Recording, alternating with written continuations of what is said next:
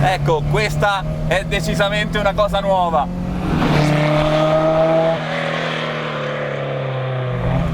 Mai così attuale negli ultimi 30 anni, perché, come sapete, la leggenda Alpine sta per rinascere con le stesse sembianze di questa meraviglia francese. Ovviamente sono così fortunato da poter provare una macchina da corsa, quindi non una normale Alpine, ma una gruppo 3. Stare qui dentro, non ve lo dico per niente, è una prigione dorata. Io sono alto 1,89 m e sto sbattendo dappertutto, tanto piccola quanto coinvolgente. L'esperienza di guida è letteralmente dominata da due fattori che sono i primissimi che ho incontrato nei primi metri, e sono il cambio e lo sterzo, il volante proprio. Gli innesti secchi, belli, di una volta, ma precisi e comunque sempre affidabili. Bisogna essere delicati perché non ci voglio neanche pensare a rompere il cambio di questa macchina. È talmente viscerale che quasi intimidisce, pur essendo così piccolina. Per farvi capire, il polpaccio destro mi tocca sul tunnel e il tunnel è bollente, mentre la pianta del piede sinistro, che non potete poggiare da nessuna parte, non posso poggiare da nessuna parte, bisogna tenerlo sopra il pedale della frizione perché non c'è un battitacco, non c'è nulla, e quindi il piede è sempre sotto sforzo, non potete riposarlo mai. E il piantone dello sterzo, mamma mia, girando sbatte sul piede sinistro facendoti sentire. Questo movimento qui è viva, è veramente viva, ha una personalità impressionante. E la taratura delle sospensioni su questo esemplare gruppo 3, che è stato convertito a carburatori per rientrare nel gruppo 3 appunto, è molto chiusa dietro, ti accompagna, ti costringe quasi a buttarti in curva con una velocità d'altri tempi da una parte, ma assolutamente fantastica.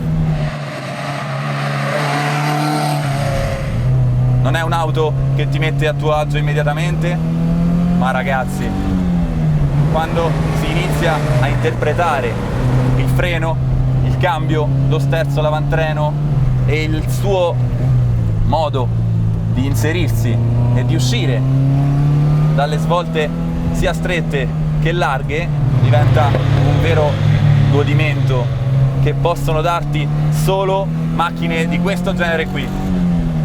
Il volante Momo prototipo nelle mie mani, potrei tenerlo per tutta la vita, oltre ad essere una visione celestiale. Dietro questo cruscottino con le razze in alluminio bucate e la corona in pelle rovinata ormai da anni di gare, questa è una macchina che ha corso davvero, non è un giocattolo per collezionisti. Infatti dentro è ancora tutta allestita con cronometri, estintore, roll bar, è un'esperienza fenomenale. Il piccolo 1600, 138 cavalli, ha una coppia ai bassi che è veramente inaspettata, sfruttabilissima in uscita anche a mezzo gas. Io non so se riesco a farvi capire in questo video quanto effettivamente possa essere bello guidare una macchina così.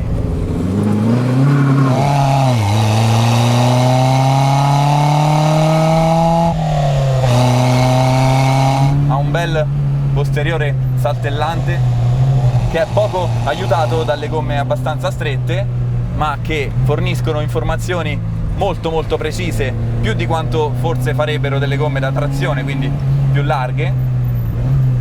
Io ragazzi il cambio di questa macchina, potrei usarlo per una settimana e riderei ogni volta ad ogni cambiata come se fosse la prima. La sto guidando da 5 minuti, non so, è pochissimo, eppure mamma mia.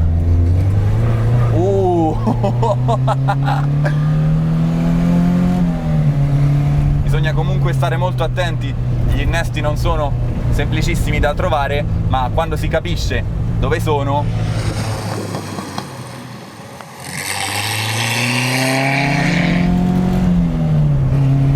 ti senti Dio. E poi il profumo di benzina che c'è in abitacolo mi sta già facendo girare la testa e non vorrei nessun altro odore qui dentro se non questo. Mamma mia ragazzi, mamma mia ragazzi, che figata di macchina.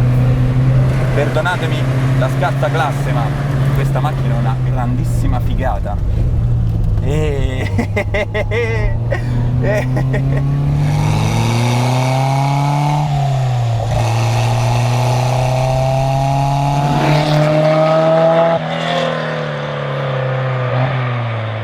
Andiamo a vedere sul fronte tecnico cosa offriva l'Alpine in questa versione a fine anni 70. La meccanica dell'Alpine A110 è molto semplice ma altrettanto nobile. Un 1006 aste bilancieri, motore completamente in alluminio, una ricerca ossessiva della leggerezza, ma non di quella grezza che si trova spesso sulle auto da corsa. Non ci sono forature a vista o simili, ma spessori ben calibrati e materiali leggeri anche dove non ci si aspetterebbe. Per esempio il cassoncino di aspirazione in fibra, le cornici vetro in alluminio o la totale mancanza di insonorizzante sotto la moquette. Si viaggia su un telaio monotrave, semplice alla vergogna ma efficace anche di più. Sospensioni a bracci oscillanti con barra di torsione, tutto regolabile, camber, caster, convergenza, tutto quello che vi passa per la testa. 4 dischi stradali ma più che sufficienti e non ci scordiamo che questa qui è una vera macchina da corsa. 1975, nata con un discutibile sistema di iniezione meccanica indiretta, venne convertita a carburatori per evitare di finire in gruppo 4 a combattere con un altro genere di mostri. Con i nuovi doppio corpo Weber da 45, il pilota e la sua Alpine gareggiarono per 10 anni, in livrea rigorosamente rossa perché gli italiani corrono in rosso, non in blu. Gli amici del pilota dicevano quello lì Carletto non vince per non guastare la macchina. Ed era vero, infatti è praticamente l'unico del suo gruppetto ad aver portato a casa, oltre la pelle, anche la macchina. Sembra costruita per affrontare una serie infinita di curve e probabilmente è questa la verità. Sembra costruita per affrontare una serie infinita di curve, che è quello che poi doveva fare, che è quello che sto facendo io adesso. È il suo lavoro e lo fa a distanza di 40 anni, ancora come una ragazzina. Me ne sto innamorando ogni metro di più, davvero. Anche se sta cercando di cuocermi il polpaccio destro, quando entri in una serie di curve legate e puoi impostarle, ti dà anche una certa sicurezza, ti ubriaca, forse perché c'è questo odore di benzina o starò già impazzendo, non lo so, ma veramente ti ubriaca, ti ipnotizza e le curve si susseguono una appresso all'altra, con questo volante che non posso fare a meno di guardare, ogni tanto mi ci casca l'occhio, anche se dovrei guardare la strada. Mi vedete sicuramente un po' sacrificato, al posto di guida è una posizione non proprio adatta a uno di 1,89 m, ma in qualche modo ti fa sentire a casa. Sono separato dal motore soltanto da uno strato abbastanza esile di copertura. Mi sembra di essere un ballerino di tip tap perché non posso mai poggiare nessuno dei due piedi a riposo in nessuna condizione, quindi sto sempre con i piedi sospesi e mi manca anche un appoggio. Quando faccio una curva solitamente ci si può piantare con il piede sinistro sul poggiapiede e un minimo di appoggio in più per non attaccarsi al volante si trova. Su questa no, su questa come neanche sulla Stratos e altre macchine affini, chiaramente qui gli ingombri sono minimi, qui dentro non ci entra neanche una valigetta, per quanto a gomme tutt'altro che corsaiole, gli inserimenti sono immediati, direttissimi e con la campanatura così esasperata al posteriore sovrasterza solo se ci si impegna, il che va bene per fare i tempi bellissimo, bellissimo, bellissimo. E la pedaliera, appena salito, mi è sembrata inutilizzabile, soprattutto per un 45 di piede come il mio.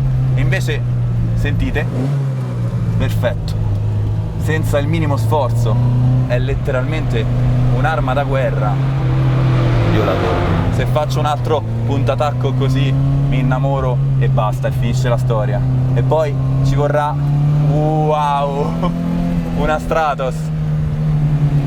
Esci, butti dentro la marcia successiva e il piccolo cambietto con innesti secchi e brevi ti risponde come ti risponderebbe la tua macchina, quella che conosci come le tue scarpe. Peccato che io non la conosco affatto, ci sono appena salito e qui ho dovuto, come quasi sempre accade in questo mestiere, azzerarmi totalmente, azzerare tutte le mie percezioni, perché ogni macchina va giudicata e provata come se fosse la prima, e l'errore più grande sarebbe giudicarla fuori dal suo contesto.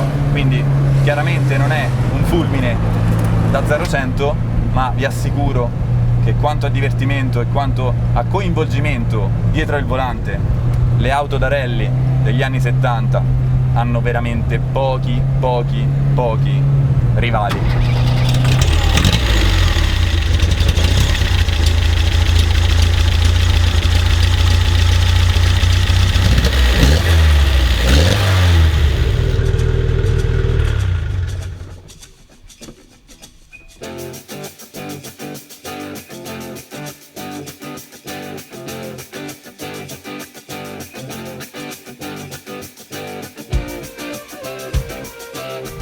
Ma a finestrini chiusi si soffre un po',